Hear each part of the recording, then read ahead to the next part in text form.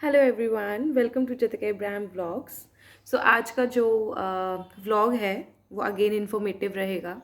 आपने थंबनेल पढ़ के ही समझ गए होंगे कि आज का जो व्लॉग है वो इंटरव्यूज़ के रिगार्डिंग है। इंटरव्यूज़ जो कि एयरलाइंस में होते हैं। मैं आपको अपना एक्सपीरियंस बता रही हूँ, मैं किसी और का एक्सपीरियंस या मैं कहीं से आपको देख के कॉपी पेस्ट नहीं कर रही हूँ, ठीक है। ऐसा नहीं है कि मैंने कहीं से पढ़ लिया हो या मैं कुछ एक्स्ट्रा आपको नॉलेज दे रही हूँ जो नहीं होता होगा। मैं आपको सिंपल सिंपल सीधी बात, जो मैंने इंटरव्यूज़ दिए हैं, जो मैंने देखा, मैं वही चीज़ आपके साथ में शेयर कर रही हूँ। I don't know about the rest. So मेरा जो पहला इंटरव्यू था वो हमारी डोमेस्टिक एयरलाइंस के लिए था। डोमेस्टिक एयरलाइंस और you can say Indian airlines. देखो, सबसे पहली बात ये होती है कि हर एयरलाइन का क्राइटेरिया अलग होता है इंटरव्यू लेने का, ठीक है।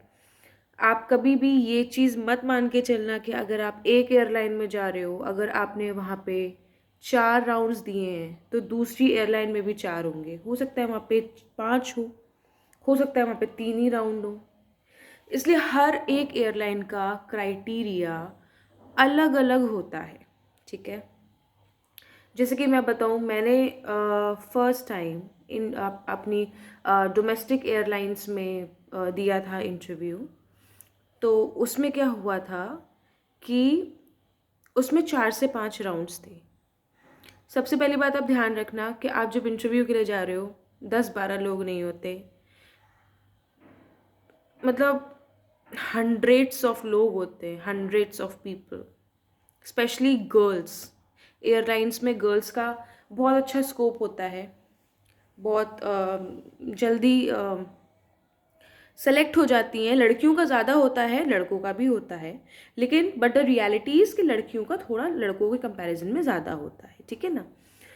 तो मैं जब मैं गई थी, मैं गुड़गांव गई थी फर्स्ट टाइम अपने मदर और अपने भाई के साथ। मैं अपने रिलेटिव के यहाँ पे मैंने स्टे किया था 3-4 दिन।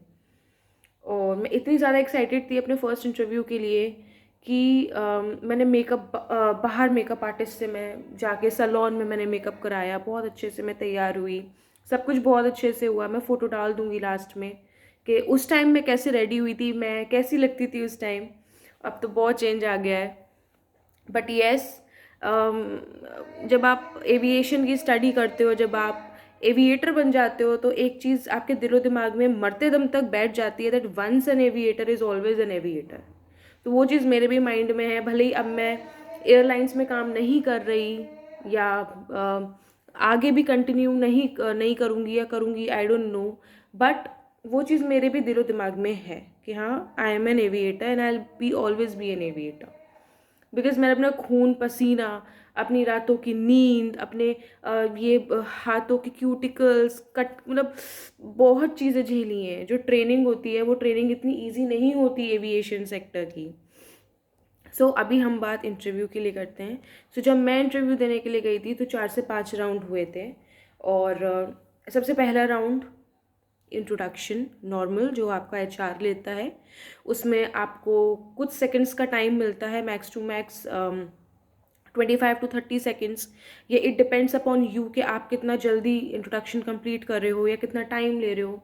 First round is always an introduction round, जिसमें आप अपने बारे में बताते हो, आप अपनी क्वालिफिकेशन, अपनी हॉबीज़, अपनी स्ट्रेंथ्स, अपनी लाइक्स के बारे में, आप कहाँ बॉर्न हुए, आपका नाम क्या है, ये सारी चीज़ें आप इंट्रोडक्शन में करते हो। अच्छे से आप इंट्रोडक्शन देते हो, आपके फेस पे स्माइल होनी चाहिए, जो भी चीज़ें वो मैं आपको पहले भी बता चुकी हूँ। तो फर्स्ट राउंड इंट्रोडक्शन हो जाता है। सेकेंड राउंड जो होता है, अब दोबारा मैं बता रही हूँ, हर एयरलाइन का way of interview process is totally different.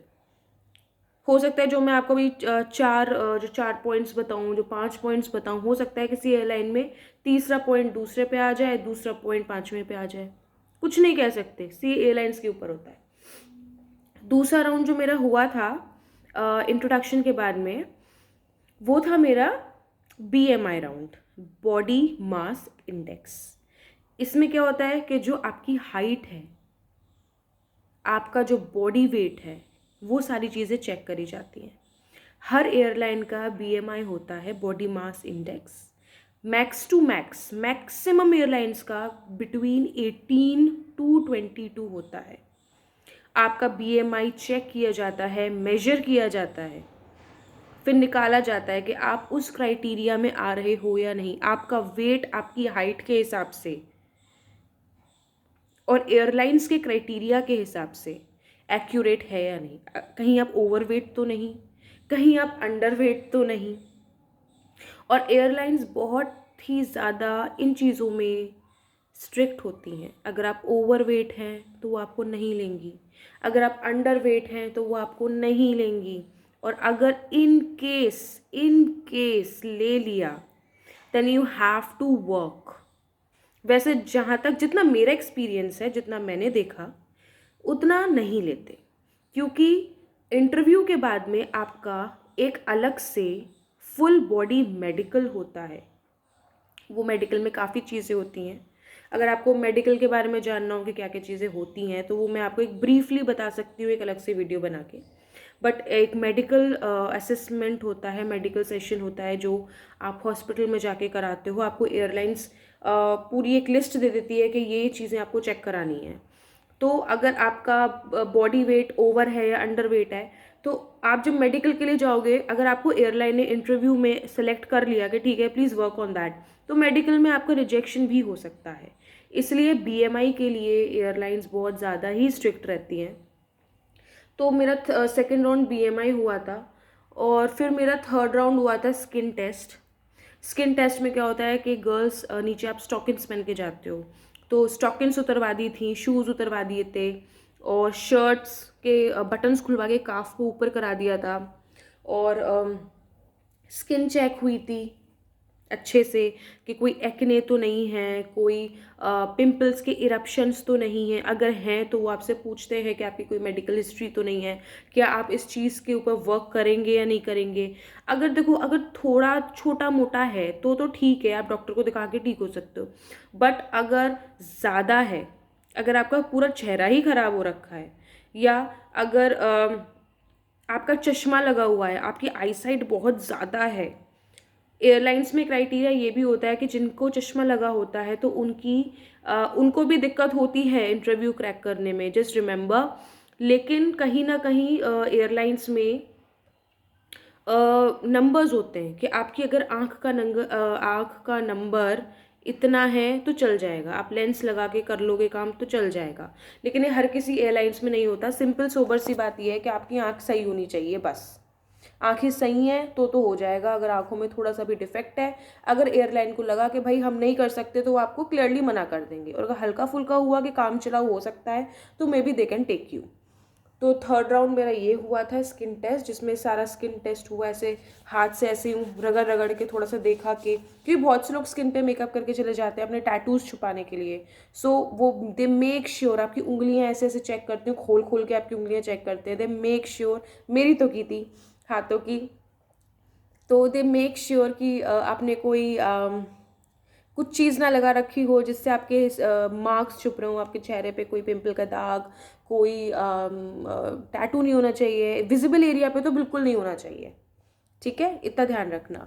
और चेहरा चमकदार हो, डिस्पाइट ऑफ कलर का यहाँ कुछ भी वो नहीं है, बट आपका चेहरा साफ होना चाहिए, because it's all in our face. बात वही होती है। सो पहला राउंड इंट्रोडक्शन हो गया, दूसरा BMI हो गया, तीसरा स्किन टेस्ट हो गया, फिर चौथा राउंड मेरा हुआ था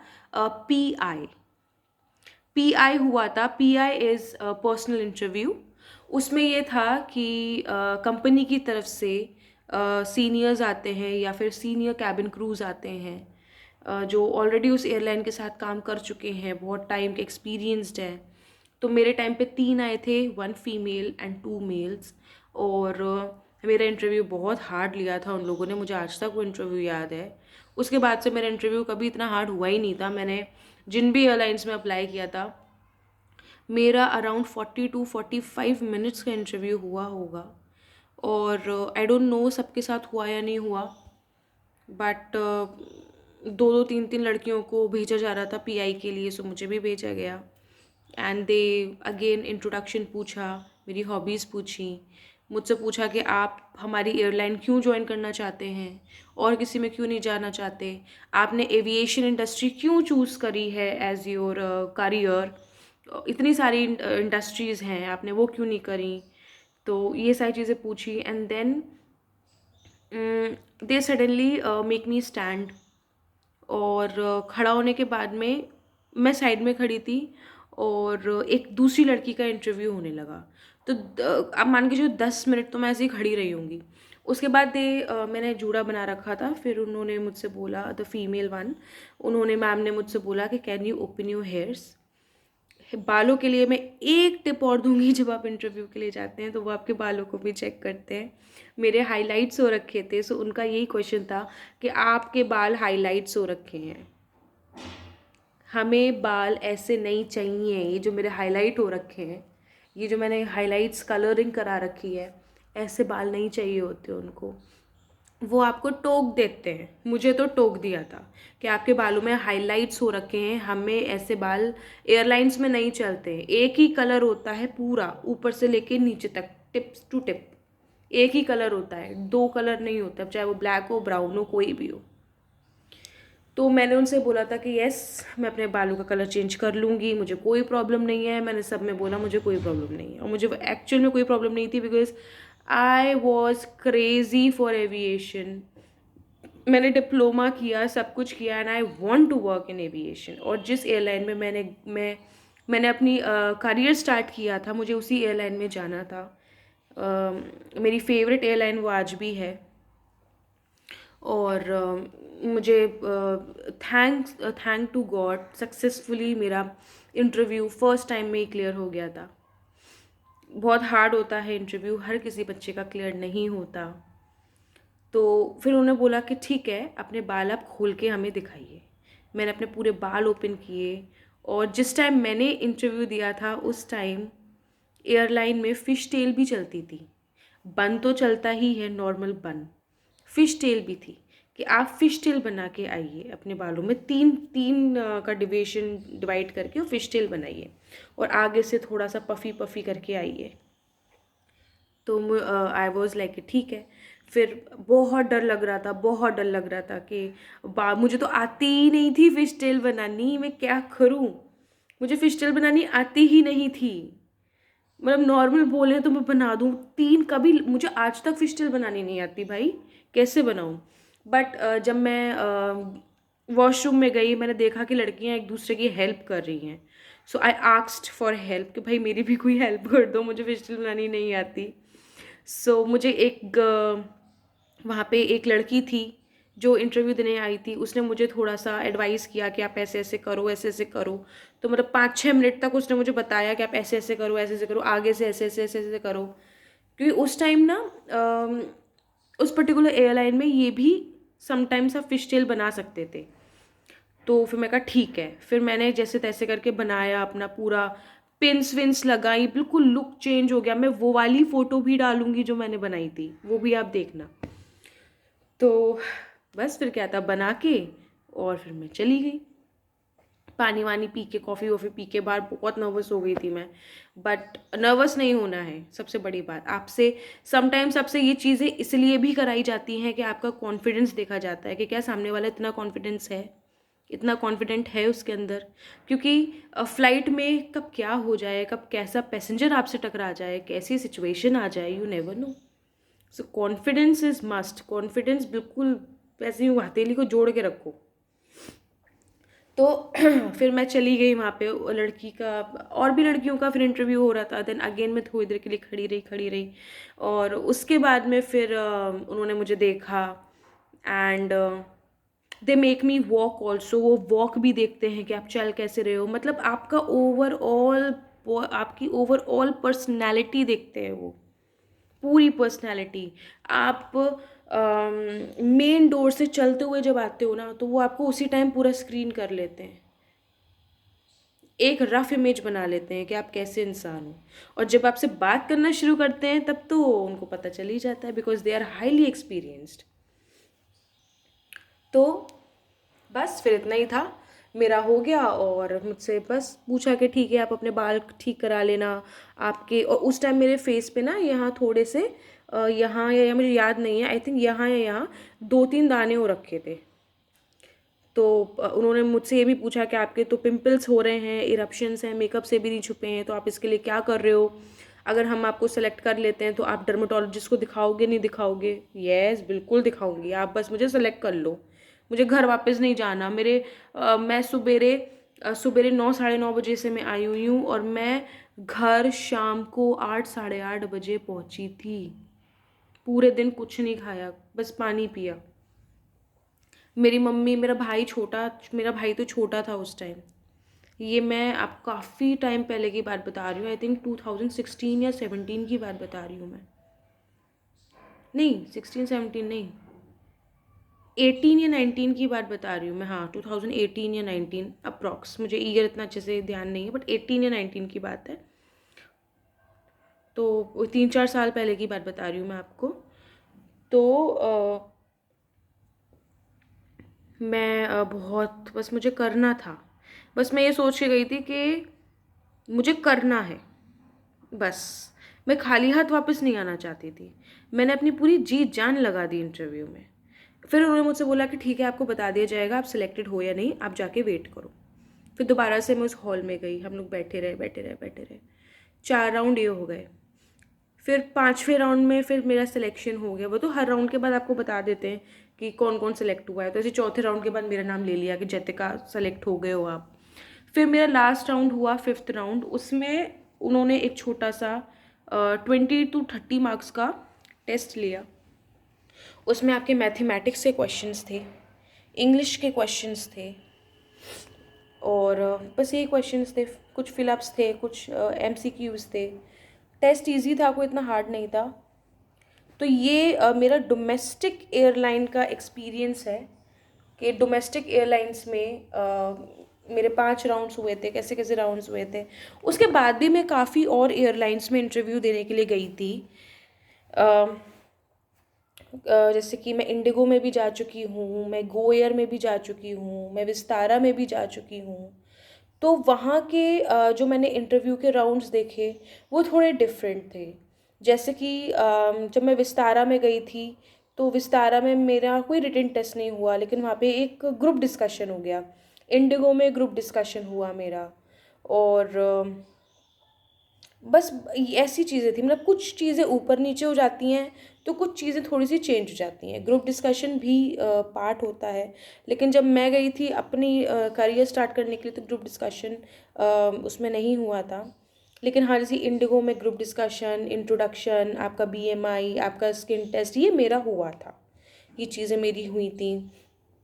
और लास्ट में फिर PI भी होता है। विस्तारा में भी हमारा BMI, skin test, height weight का चेकअप, ये तो हर किसी में होता है। Introduction, personal interview. तो कुछ चीज़ें ऐसी हैं जो होनी ही होनी है। एक दो चीज़ें थोड़ी ऊपर नीचे रहती हैं एयरलाइंस में, अगेन वो एयरलाइंस के ऊपर डिपेंड करती हैं। तो ये मेरा एक्सपीरियंस था डोमेस्टिक एयरलाइंस। डोमेस्टिक एयरलाइंस मतलब जो हमारी इंडियन एयरलाइंस हैं। अब तो ये है कि डोमेस्टिक एयरलाइंस जो हैं अब क्या मतलब नॉर्मली हैं, जब मैंने ज्वाइन किया था तब भी था। उससे पहले मुझे इतनी ज़्यादा नॉलेज नहीं थी क्योंकि उससे पहले मैं अपना 1 ईयर का डिप्लोमा कर रही थी। मैं जब इस लाइन में आई हूँ तो मुझे इस लाइन के बारे में बिल्कुल भी नॉलेज नहीं थी। मैंने जो भी 1 ईयर का डिप्लोमा किया उसमें जो भी मेरे को पता चला, जो भी मैंने अपने खुद से पढ़ पढ़ के नॉलेज गेन करी है, और अपना जो इंटरव्यू था वो मैंने खुद से बिना किसी की हेल्प से, बिना किसी की भी हेल्प से मैंने अपना प्लेसमेंट खुद ही अपने आप को खुद ही करवाया है। क्योंकि मेरे अंदर खुद की तारीफ़ नहीं करनी चाहिए, बट मैं करना चाहती थी। जज्बा बहुत ज़रूरी होता है। और मैं सिर्फ एविएशन की ही बात नहीं करूँगी, अगर आप छोटी से छोटी चीज़ भी करना चाहते हो लाइफ में तो आपके अंदर एक पागलपन होना बहुत ज़रूरी है। अपने लिए पागल बनना बहुत ज़रूरी है, और मैं अपने लिए बहुत पागल हूँ। मैं अपने हस्बैंड के लिए, अपने होने वाले बेबी के लिए, इवन अपने सिम्बा के लिए, अपनी फैमिली के लिए मैं बहुत ज़्यादा क्रेज़ी हूँ। बट अपने लिए कहीं ना कहीं मैं सबसे ज़्यादा क्रेज़ी हूँ, सबसे ज़्यादा क्रेज़ी। क्योंकि मुझे ऐसा लगता है कि हर इंसान